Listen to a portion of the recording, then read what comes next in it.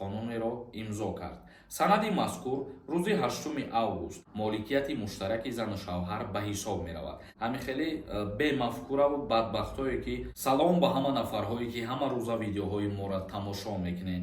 як информатсияи нав барои муҳоҷирон пешкаш мекунем. бо диққат тамошо кунед. мумкин дар ҳамин мавзӯъ охирон видео боша. агар ки шумо бихоҳед соҳиби 70 дона падарка бишен, як дастгирии хуб кунед. ман аз ҳамаи шумо боварӣ дорам. комментарияро бубинед, номери WhatsApp закрепит кардагиай, ҳамуро дар телефон сохранит кунед ва дар WhatsAppш салом бинависонед. ҳамаи информатсия барои шумо мерава. як дастгирии бародарона кунед ҳама каса. мавзӯи асосии имрӯзаи мо дар Федератсияи Русия барои муҳоҷироне ки бояд Русияро тарк кунанд, тартиби нави ихроҷ ҷорӣ карда шуд. яъне тартиби нави депортатсия дар назар дорем. дар Федератсияи Русия нисбати муҳоҷироне ки барои будубош дар кишвар асосҳои қонунӣ надоранд, тартиб яъне ки реҷаи нави ҳуқуқи ихроҷ ҷорӣ карда шуд.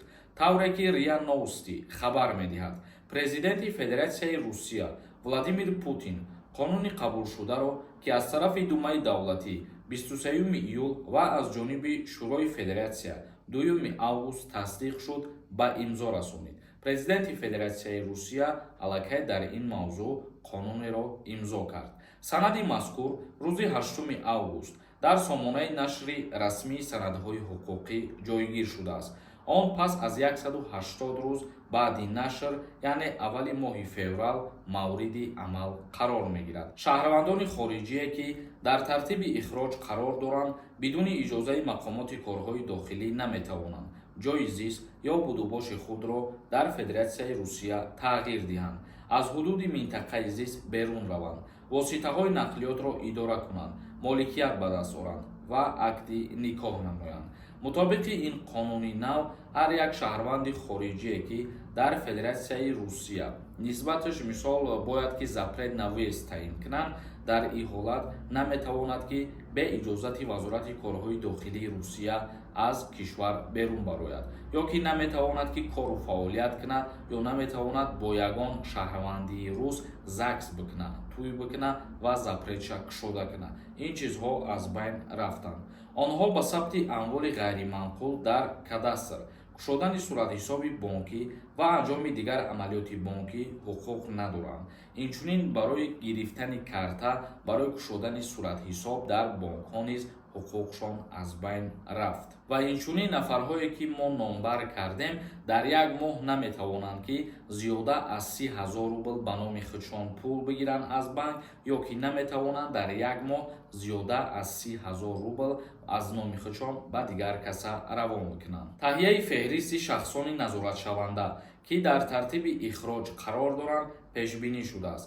оператори феҳрист Вазорати корҳои дохилии Русия буда муҳолатҳои таҳия ва тарзу хусусиятҳои истифодаи феҳрист аз ҷониби ҳукумат муайян карда мешавад. хоб тамошобинони азиз ва гиромиқадр, ибад як қонуни наве ки аз ҷониби президенти Русия аллакай барои нафарҳое ки тартиби нави ихроҷшавӣ муайян шудагӣ аст ба имзо расид. акнун комментарияҳои шуморо мехонем ва ба саволҳо ҷавоб мегардонем. агар ягон таи шумо бихоҳед фаҳмидан ки номи шумо аз Россия запрет дорад ё ин ки не, манами рақамҳода дар WhatsApp муроҷиат кунед, проверка мекунам ва ҷавобша барои шумо мегӯяд. танҳо WhatsApp да. як кас нависонда ассалому алайкум акаи Сорбон, як саволи муҳим дорам. ҳамин байни зану шу моликияти муштарак чӣ ҳисоб мерава? камтарак ҳамира мефаҳмондӣ. баъди ҷудо шудан чӣ хел мешава ҳамин? тибқи қонунгузории ҷумҳурии Тоҷикистон, тибқи кодекси оила, ҳар як молу мулке ки зану шавҳар баъди бастани акди никоҳ ба даст меоранд, моликияти муштараки зану шавҳар ба ҳисоб меравад. яъне ки моликияти муштарак баъди бекор кардани ЗАГС, баъди ҷудо шудан баробар тақсим мешавад. як кас нависондаи рассамошка меган аз байн рафт дар Тоҷикистон. ин роста ё ин ки не? не, рассамошка аз байн нарафтай. яъне нафарҳое ки пештар меовардан ягон телефона падарка мекардан ба ягон кас, ҳамин чизора рассамошкаш бепул буд, ҳамин ройгон ба қайдгирӣ аз байн рафт. исаев нависондай. айти отписаться кунам вай зурай. беҳтарин мешавад. ҳами хеле бемафкураву бадбахтое ки моро дуруст намефаҳманд хубш отписатся к ним, мо хирсан мешем. Як каси дигар навишондаи салом акаи Сорбон.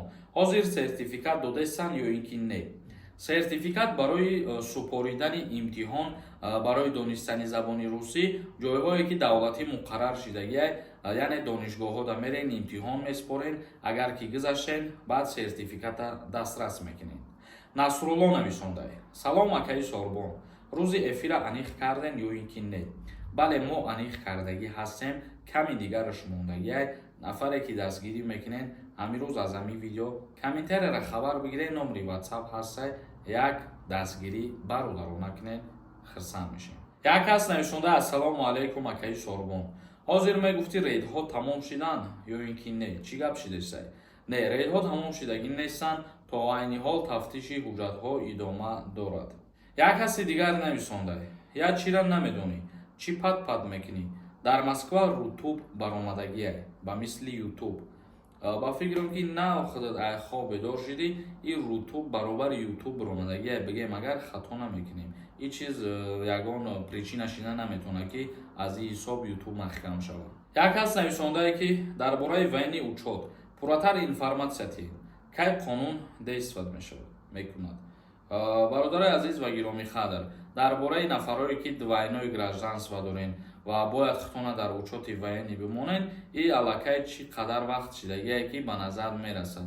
Яъне ҳар нафаре ки шаҳрвандии Русия дорад, бояд ки дар учёти военӣ бимонад. Дар ҳолати намодан паспорт аннулировать карда мешавад. Як кас навишондаи Сорбон дӯстам. Додарам 27 шуд. Хизмат даъват мекунанд ё не? Пешакӣ раҳмат. Нафарҳое ки аллакай 27 сола шидагиянд, аз даъваткунӣ ба хизмати ҳарбӣ озод ҳастанд. Тибқи қонунгузории Ҷумҳурии Тоҷикистон дар бораи хизмати ҳарбӣ ва уҳдадориҳои ҳарбӣ аз 18 то 27 солагӣ сину сол муқаррар шидагиай. Хоб тамошобинони азиз ва гиромӣ қадр, навори имрӯзара ҷамъбаст мекунем. То видеоҳои дигар, худованд ҳамаи мо шуморо нигаҳбон бошад.